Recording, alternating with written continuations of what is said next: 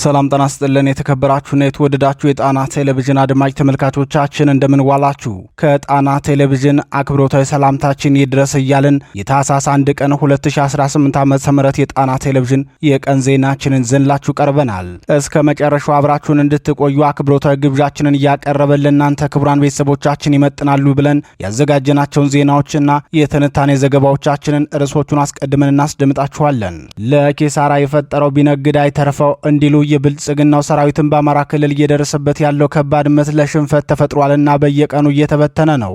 ወሎ ላይ የብልጽግናውን ሰራዊት የበተነው የፋኖ ተጋድሎ ምን ይመስላል? ወዲህ ደግሞ አጼ ቴዎድሮስ በዋጅ ያስቀሩትን ነውር የብልጽግናው መዋቅር በጎጃም ምድር እየፈጸመ መሆኑን ተመልክተናል። የጎጃሙ ድርጊት ምንድነው? የሚሉት በዜናችን የተሰናዱ መረጃዎች ናቸው፣ ይቀርቡላችኋል። ፋኖ ራሱን በመዋቅራዊ አደረጃጀት ያሳደገ ሲሆን አዲስ አበባ በቅርብ ርቀት ግዙፍ ሰራዊት እየገነባ ነው። ወዲህ ደግሞ ብልጽግናው አማራ አድማ ብተና ጋር እርስ በርስ ተኩስ ከፍቶ ተላልቋል። የሸዋው ተጋድሎና አሁናዊ መረጃን ዜናችን በዝርዝር ይዞታል፣ ይደመጣል። የመተማ ነገር አሁንም እንደተወሳሰበ ቀጥሏል። ብልጽግናው የባዲን ካድሬና በአካባቢው የሚንቀሳቀሰው የቅማንት ኮሚቴ ታጣቂ ቡድን በጥምረት የሚፈጽሙት ወንጀል ህዝብን በእጅጉ አስመሮታል። በአካባቢው የሚንቀሳቀሰው የአማራ ፋኖ ብሔራዊ ኃይል ደጃዝማች በላይ ዘለቀዝ ከዚህ ሁሉ ጸረ አማራ ከሆነ ኃይል ጋር ብርቱ ትንቅንቅ እያደረገ ይገኛል። ዝርዝር ዜናችን ሙሉ መረጃውን ያስደምጣችኋል። የክህደት ደረጃን ከፍ ያደረጉት የቀድሞቹ የአፋድ ስራ አስፈጻሚ አባላት ክህደት ከፈጸሙ በኋላ የሚያደርጓቸውን ቃለ ምልልሶች አስመልክቶ የአፋድ ሊቀመንበር አርበኛ እስክንድር ነጋ ምላሽ ሰጥቷል። በአፋድ ውስጥ መከፋፈል የለም ሲል ምላሽ የሰጠው አርበኛ እስክንድር የፋኖንና የኃይል አስተላለፉን ጉዳይ አስመልክቶ ላቀረበለት ጥያቄ የድርጅቱን ቁርጥ አቋም አስታውቋል። የእስክንድር ምላሾች ምን ይላሉ የሚለውን ዜናችን ዝርዝር አሰናድቶበታል፣ ይደመጣል። የአሰብ ጉዳይ ሪያድ ላይ በብረት ማህተም የተመታ ይመስላል። የሳውዲ ንጉሳውያንና የኤርትራው ፕሬዝዳንት በሪያድ ምን መከሩ? የብልጽግናው ባለስልጣን ያደረሱን ሚስጥራዊ መረጃ ስለ ኢሳያስና ስለ ብልጽግናው ሊቀመንበር የጠብ መነሻ ምን አሉ? አሰብን በተመለከተ የተላለፈው ውሳኔ ምን ይላል? እነዚህን ጥያቄዎች የሚመልስ የትንታኔ ዘገባ አሰናድተናል። ሰዓቱ ሲደርስ ተሰሙታላችሁ። እነዚህንና ሌሎች ለሰዓቱ የተመረጡ መረጃዎችን አሰባስበን ያሰናዳነው ዜናችን ከዚህ ሰዓት ጀምሮ በዝርዝር የሚደመጥ ይሆናል። በድጋሚ እስከ መጨረሻው አብራችሁን ቆዩ እያለን በቀጥታ ወደ ዝርዝር ዘገባው እናልፋለን።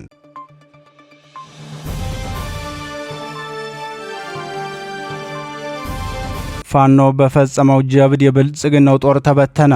የአማራ ፋኖ ብሔራዊ ኃይል አጼ ምኒልክ ዕዝ ላስታ ሳምነው ኮር በሰሜን ወሎ ዞን አይና ቡግና ወረዳ በብልጽግናው ሰራዊት ላይ በፈጸመው ድንገተኛ የደፈጣ ጥቃት ከፍተኛ ወታደራዊና ቁሳዊ ኪሳራ ማድረሱ ታወቀ። የፋኖን የደፈጣ ጥቃት ተከትሎም የብልጽግናው ሰራዊት መበተኑ ምንጮቻችን ገልጸዋል። ፋኖ ጥቃቱን የፈጸመው ከቡግና ወረዳ አይና ኢየሱስ ወደ ቅዱስ አርቤ ለልዩ ዘመቻ ሲንቀሳቀስ በነበረ የብልጽግናው ሰራዊት ላይ መሆኑን የገለጹት ምንጮቻችን የብልጽግናው ሰራዊት ከአይና ኢየሱስ ተነስቶ ሳራ ሜዳ የሚባል ቦታ ሲደርስ በፋኖ የደፈጣ ጥቃት ተፈጽሞበታል። በዚህ የተጠና የደፈጣ ጥቃት ከፍተኛ ኃይል የተመታበት የብልጽግናው ሰራዊት ጉዳት የደረሰባቸውንና የተሰዉ አባላቱን እንኳን ማንሳት ሳይችል በፍጥነት ተበትኗል ብለዋል። በፋኖ የተፈጸመውን የተጠና የደፈጣ ጥቃት ተከትሎ የተበተነው የብልጽግናው ሰራዊት ጥሏቸው የሄዳቸውን የተጎዱ አባላቱን ለማንሳትና የደረሰበትን ጥቃት ለመበቀል ተጨማሪ ኃይል አስገብቶ በአካባቢው ለሰዓታት የዘለቀ ውጊያ እንደተደረገ የገለጹት የዓይን እማኞች በውጊያው ጉዳት የደረሰባቸው የብልጽግናው መከላከያ ሰራዊት አባላት ወደ ቡግና ወረዳ የሕክምና ማዕከል ተጭነው ተወስደዋል ሲሉ ተናግረዋል። አይና ቡግና ወረዳ ለረጅም ጊዜ በፋኖ ቁጥጥር ስር ሆኖ የቆየ ሲሆን ከ3 ሳምንት በፊት የብልጽግናው ሰራዊት በአየር ኃይልና በሜካናይዝድ ታግዞ ከተማዋን በከባድ መሳሪያ መደብደቡን ተከትሎ ለህዝብ ደህንነት ሲባል ፋኖ ከተማዋን ለቆ በመውጣት ወታደራዊ ገዢ መሬት ይዞ መቀመጡ ይታወቃል። የብልጽግናው ሰራዊት ከፍተኛ ጭካኔውን ባሳየበት የአየር ኃይልና የከባድ መሳሪያ ድብደባ በኋላ ወደ አይና ከተማ ገብቶ ንጹሃንን ከባድ ጉዳት አድርሶባቸዋል። የፋኖ የመረጃ ምንጭ ናችሁ፣ ትደግፏቸዋላችሁና የመሳሰሉትን ወንጀላዎች በማድረስ ለዓመታት በህመም ላይ የነበረን የአእምሮ ህመምተኛን ጨምሮ ከ10 በላይ ንጹሃንን መግደሉን መዘገባችን አይዘነጋም። በሌላ ዜና የብልጽግናው ሰራዊት በፋኖ ከደረሰበት ምት የተነሳ ንጹሃን ላይ የሚያደርሰውን ግፍና ስቃይ አጠናክሮ በመቀጠል በጎጃም ጠቅላይ ግዛት የግለሰቦችን መኖሪያ ቤት የሰራዊት ካምፕ እንዲሆን ማድረጉን ምንጮች ገልጸዋል። ሰራዊቱ በቀድሞ ርዕሰ መስተዳደር ዶክተር ይልቃል ከፋለ ግብዣ ወደ ክልላችን የገባበት ዋናው ምክንያት ሁሉን አቀፍ ጉዳትና ውድመት ለማድረስ ነው የሚሉት ለጣና ቴሌቪዥን አስተያየት የሚሰጡት የአካባቢው ነዋሪ አሁን ደግሞ የንጹሃንን መኖሪያ ቤት ለብልጽግና ሰራዊት ማደሪያና ሞያ በማድረግ የለየለት የግፍ ጥግ እየፈጸመ መሆኑን ተናግረዋል። የመንግስት ወታደር ወደ ግለሰብ ቤት እየገባ መመገብም ሆነ ማደር እንደሌለበት የደነገጉት አጼ ቴዎድሮስ ናቸው። ንጉሱ ሰራዊታቸውን ለመጀመሪያ ጊዜ በደሞዝ እንዲተዳደር ካደረጉ በኋላ የአርሶ አደሩ ስቃይ እንደቀነሰለት በታሪክ ሰነድ ተመልክተነዋል። የብልጽግናው ስርዓት ግን ሰራዊቱ የግለሰብና የህዝብ ንብረት እየዘረፈ እንዲበላ ከማዘዙም ባለፈ የግለሰቦች መኖሪያ ቤት ካምፕ አድርጎ እንዲቀመጥ ውሳኔ አሳልፏል። ይህን የሚያስፈጽሙ የባዲን ካድሬዎችን በታማኝነት የወንጀሉን አፈጻጸም እየተከታተሉ ይገኛሉ። ይህ ወንጀል የተፈጸመው በምስራቅ ጎጃም ዞን እነማይ ወረዳ ማህበረ ብርሃን ቀበሌ ቆይ መገንጠያ ላይ መሆኑን ምንጮቻችን ተናግረዋል። መኖሪያ ቤታቸው ለብልጽግናው ሰራዊት መኖሪያ ካምፕ እንዲሆን የተቀሙት አርሶ አደሮች አሁን ተፈናቅለው የሚገኙ ሲሆን የተወሰኑት ደግሞ በአካባቢው ፖሊስ ጣቢያ ለምርመራ ትፈልጋላችሁ ተብለው ታግተው እንደሚገኙ ምንጮቻችን ተናግረዋል። አስተያየት ሰጪው ጉዳዩን ሲገልጹ ድርጊቱ ደርግ የጥይት አስከፍሎ ሲገድል እንደነበረው ነው ሲሉ ትዝብታቸውን ሰጥተዋል።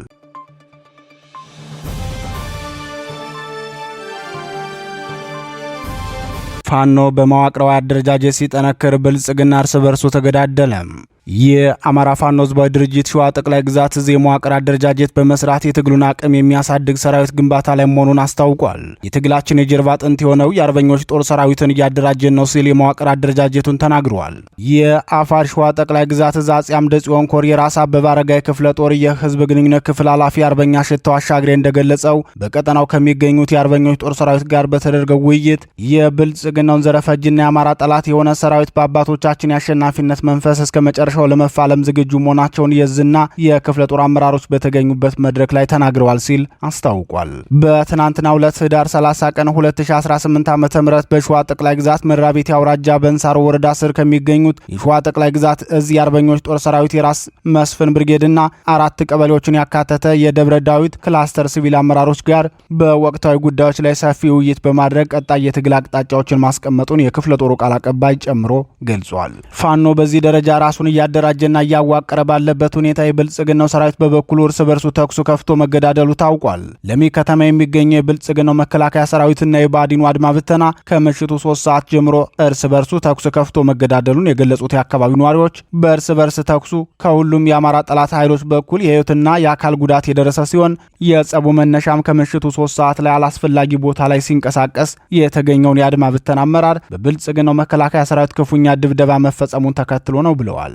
በብልጽግናው ሰራዊት ድብደባ የተፈጸመበት የባዲኑ አድማ ብተና አመራር ያሰማውን የድረሱልኝ ጩኸት የሰሙና ካምፕ ውስጥ የነበሩት ጓዶቹ ወዲያውኑ በስሜት መሪያችን በመከላከያ ተደበደበ በሚል ብስጭት ከካምፕ በመውጣት በመከላከያ ሰራዊቱ ላይ ተኩስ ሊከፍቱ መቻላቸውን የአካባቢው ነዋሪዎች ይናገራሉ።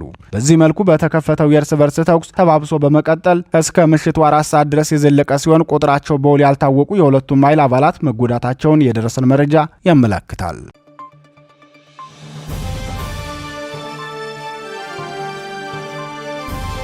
በመተማ ዛሬም እንደገና በመተማ አውራጃ እየተፈጸመ ያለው ነውርና የጦር ወንጀል ያለማቋረጥ መቀጠሉን የጣና ቴሌቪዥን ምንጮች አረጋገጡ። ከፍተኛ ዝርፊያ፣ እገታና ግድያ የሚቀንስበት ቀን ራቀን የሚሉት የጣና ቴሌቪዥን ምንጮች እነዚህን ወንጀለኞች በበቂ መጠን የሚያስታጥቀው የብልጽግናው ስርዓት መሆኑን ተናግረዋል።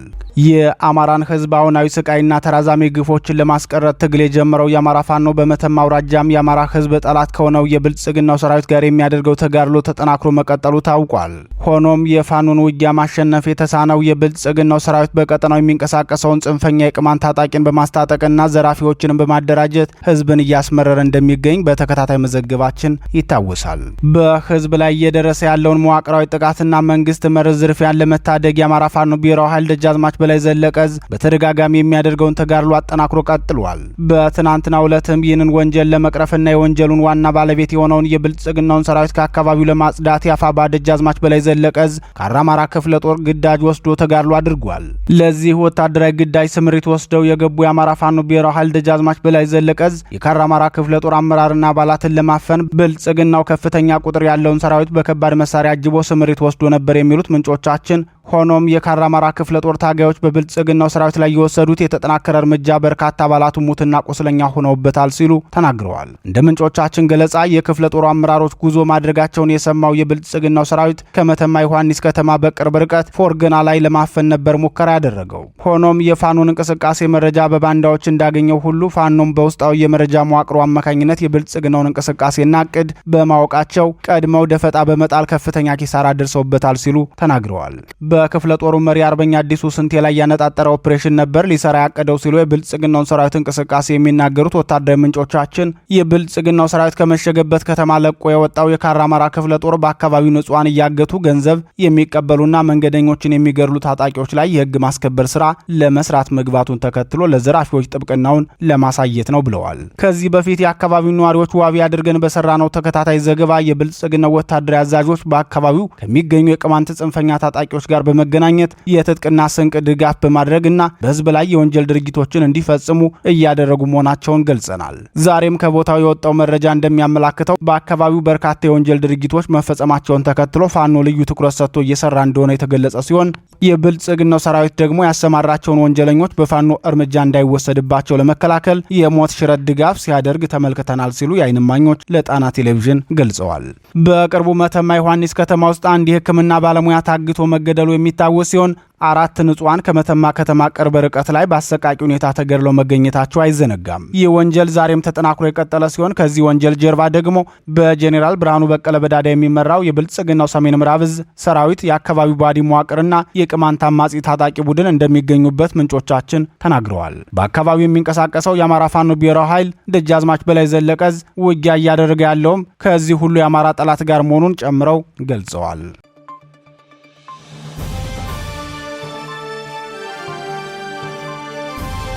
በአፋድ ውስጥ መከፋፈል የለም። አርበኛ እስክንድር የአማራ ፋኖ ህዝባዊ ድርጅት አፋድ በእነ ማስረሻ ሰጤና መስፍን ከፈላይ ትግሉን ክደው ለብልጽግና እጅ መስጠታቸው በድርጅቱ ላይ ምንም አይነት አሉታዊ ተጽዕኖ እንደሌለው አርበኛ እስክንድር ነጋ ተናገረ። አርበኛ እስክንድር ነጋ ከጀርመን ድምፅ ራዲዮ ጋር ባደረገው ቃለ ምልልስ እነ ማስረሻ ከመንግስት ጋር ተደራደርን ብለው በአፋድ ስም መግለጫ መስጠታቸው ምናልባት በአፋድ ውስጥ መከፋፈል ተከስቶ ይሆን የሚል ጥያቄ ለአርበኛ እስክንድር ነጋ ሚዲያው አቅርቦለት ነበር። ለዚህ የጀርመን ድምፅ ራዲዮ ጥያቄ ምላሽ የሰጠው የአፋድ ሊቀመንበር አርበኛ እስክንድር ነጋ በድርጅቱ ውስጥ የተፈጠረ መከፋፈል የለም ብሏል። አርበኛ እስክንድር አክሎም ማስረሻ ሰጤ አጃቢዎቹን ብቻ ይዞ የአማራ ህዝብ ጠላት ከሆነው የባዲን መሪዎች ጋር መፈራረሙ በአፋድ ውስጥም ሆነ በፋኖ ትግል ላይ የሚያሳድረው ተጽዕኖ እንደሌለ ተናግሯል። የጀርመን ድምፅ ሬዲዮ ለአርበኛ እስክንድር ተጨማሪ ጥያቄ ሲያቀርብለትም የነ ማስረሻ ወደ መንግስት መግባት ተከትሎ በተከታታይ ታጣቂዎች እጅ እየሰጡ ያሉት ከዚህ ጋር በተያያዘ ሊሆን ይችላል ወይ የሚል ጥያቄ አቅርቦለት ነበር። አርበኛ እስክንድር ሲመልስም ከነ ማስረሻ ጋር የሚገናኝ አይደለም ሲል የገለጸ ሲሆን የአንዳንድ ፋኖች እጅ መስጠት ከበፊትም የነበረ መሆኑን መናገሩን ዶቼ ቬለ ዘግቧል። አፋድ ከብልጽግናው መንግስት ጋር የመደራደር ፍላጎት ኖሮት እንደማያውቅ የገለጸው አርበኛ እስክንድር ነጋ ለዚህ ደግሞ ምክንያቱ ችግሮችን በድርድር ለመፍታት ያላስቻለን መንግስት በተከተለው የአንድ ወገን ፍላጎት ወይም በአንድ እጅ ማጨብጨብ ምክንያት ነው ሲል ምላሽ ሰጥቷል። የብልጽግናው ስርዓት ሰሞኑን በተከታታይ የሚያሰራጨው የድርድር ዜና ምክንያቱን ሲገልጽም ከዓለም አቀፉ ማህበረሰብ የሚመጣ ግፊትና ጫና ውጤት ነው ብለዋል። ማስረሻ ሰጤና ጓደኛው መስፍን ከፋለኝ አማራ ህዝብ የሉና ትግልን ክደው ከባዲን ጋር ሲፈራረሙ ፋኖን ክደው ወደ ብልጽግና ለመግባት ያስገደዳቸው ምክንያት ሲገልጹ ከአማራ ህዝብ ታሪካዊ ጠላት ከሆነው ህወሓት ጋር መስራት ስለማንፈልግ ነው የሚል ነበር።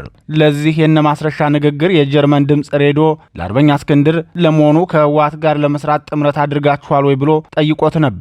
አርበኛ እስክንድር ሲመልስም ከህወሓት ጋር ሊያጣምረን የሚችል አንዳች ሁኔታ የለም ሲል ምላሽ መስጠቱን ሚዲያው ዘግቧል። እነ ማስረሻ ሌላው ያቀረቡት ውንጀላ የፋኖንና የኤርትራን መንግስት ግንኙነት በሚመለከት ነው። ለዚህም አርበኛ እስክንድር ምላሽ ሰጥቷል። የኤርትራ መንግስት ከፋኖ ታጣቂዎች ጋር አብሮ የመስራት ፍላጎት ያለው እንደማይመስል ለዶቼ ቬለ የተናገረው አርበኛ እስክንድር ነገር ግን እንደ አስፈላጊነቱ የሀገርን ጥቅም አሳልፎ እስካልሰጠ ድረስ ከኤርትራ ብቻ ሳይሆን ከቀሩት የጎረቤት ሀገራት ጋር አብሮ የመስራት ፍላጎት እንዳላቸው አርበኛ እስክንድር ተናግሯል። የአፋድ ምክትል ቃል አቀባይ አርበኛ አበበ ሙላት አበበ ጺሞ ከሳምንት በፊት ለጣና ቴሌቪዥን በሰጠው ማብራሪያ ህወሓትን በተመለከተ ማስረሻና መስፍን የሚያቀርቡት አስተያየት ለክደታቸው ማምለጫ በር እንጂ በህወሓት ጉዳይ ሁሉም የአፋድ ስራ አስፈጻሚና ታጋይ ወጥ አቋም ነው ያለን ሲል መናገሩ ይታወሳል።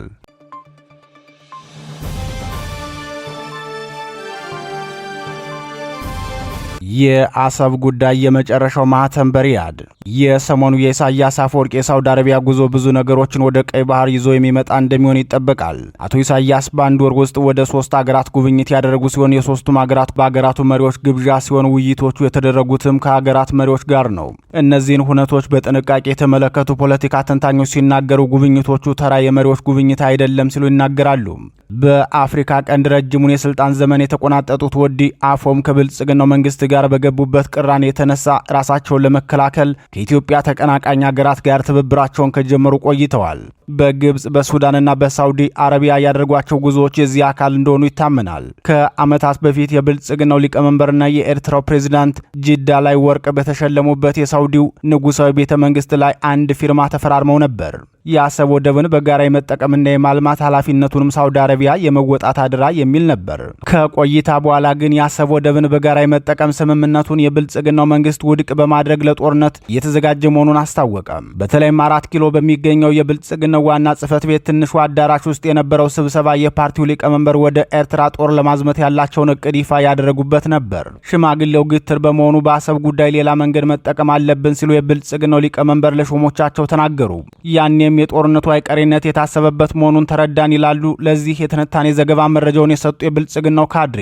የብልጽግናው ሊቀመንበር የብሪት ንግግር ከጠባቡ አዳራሽ ወደ ሰፊው ጉባኤ በማደግ ናዝሪት ላይ በተካሄደው የብልጽግና ካድሬዎች ስብሰባ ላይም አስመራን እንደ ጋዛ አደርጋለሁ የሚል ንግግር ማድረጋቸው ተገለጸ።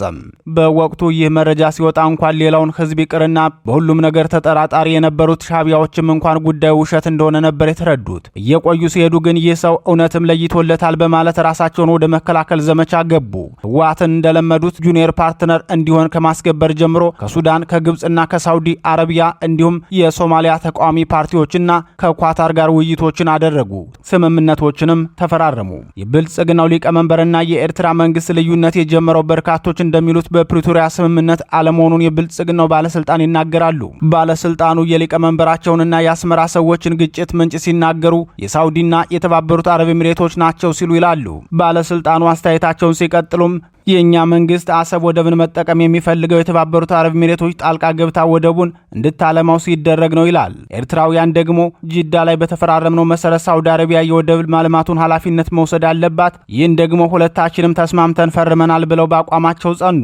የሁለቱ መሪዎች ውዝግብ በዚህ ደረጃ ላይ ባለበት ሰዓት የኛ መንግስት ማንም ሳይጠብቀው የፕሪቶሪያውን የሰላም ስምምነት ለመፈራረም ውሳኔ አሳለፈም። ያኔ ሆን ተብሎ ኤርትራን ከስምምነቱ ውጭ በማድረግ ከህወሓት ጋር የጎንዮሽ ግንኙነት ፈጠረ በማለት ገልጸዋል።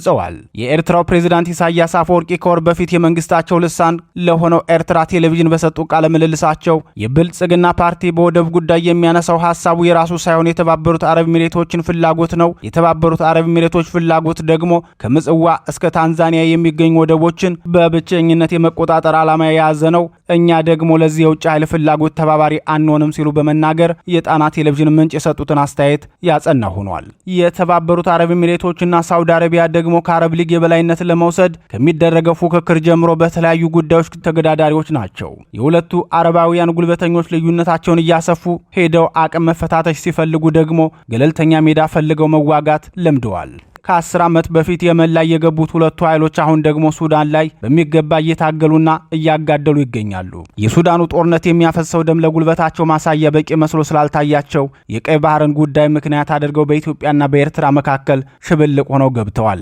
ለዚህ የሁለቱ ጦረኞች ዓላማ ምቹ ሆነው የተገኙት ደግሞ የብልጽግናው ሊቀመንበር ሆነዋል። የአቶ ኢሳያስ አፈወርቂ ሳውዲ አረቢያ ጉዞን አስመልክቶ ከቀናት በፊት ጣና ቴሌቪዥን ባስተላለፈው የትንታኔ ዘገባ የፕሬዝዳንቱ ጉዞ ዓላማ 2 ግቦችን ለማሳካት ይሆናል። የመጀመሪያው ግብ የአሰብ ወደብን የሚመለከት ሲሆን የሳውዲ ንጉሳውያን አሰብና ምጽዋ ላይ የሚፈልጉትን ለማግኘት ስምምነት ያደርጋሉ። ሁለተኛው ፍላጎት ደግሞ የሩሲያ መንግስት በሱዳን በኩል ወደ ቀይ ባህር መግባትና የኢትዮጵያን የኒውክሌር ማብላያ ለመገንባት መምጣቱ አሜሪካን ምቾት የነሳ ነው። በዚህ የተነሳም የኤርትራው ፕሬዝዳንት ወደ ሪያድ ያቀኑት የአሜሪካና የሳውዲ አረቢያን ፍላጎቶች ለማስፈጸም ነው። በዚያውም የራሳቸውን ህልውና ለማጽናት የሚል ሐሳብ አቅርበን ነበር። ቢቢሲ ዛሬ ይዞት በወጣው የትንታኔ ዘገባው ደግሞ የኢሳያስ አፈወርቂ የሪያድ ቆይታ ኢትዮጵያ ወደ ቀይ ባህር ፈጽሞ እንዳትጠጋ የሚያደርግ አሳሪ ስምምነት ከሳውዲ አረቢያ ጋር ለመፈራረም ነው ብለዋል። በ2030 ሳውዲ አረቢያ አሳካዋለሁ ብላ በቅድ ደረጃ ያስቀመጠችው የአሰብ ወደብን ማልማት ነው። በጅቡቲ የታጁራ ወደብን የተቆጣጠረችው ሳውዲ አረቢያ አሁን ደግሞ የአሰብን ወደብ ሙሉ ባለቤት የሚያደርጋትን ስምምነት ከኤርትራው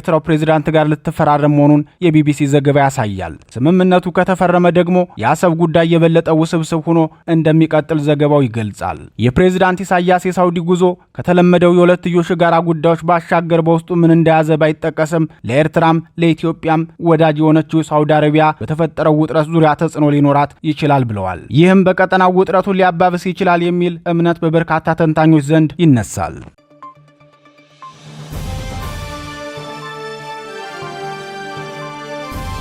ክቡራትና ክቡራን የጣና ቴሌቪዥን አድማጭ ተመልካቾቻችን የቀን ዜናችን የተከታተላችሁትን ይመስል ነበር። በምሽቱ የዜና ወጃችን እስከምንገናኝ በዚሁ ተሰናበትን። ጤና ይስጥልን።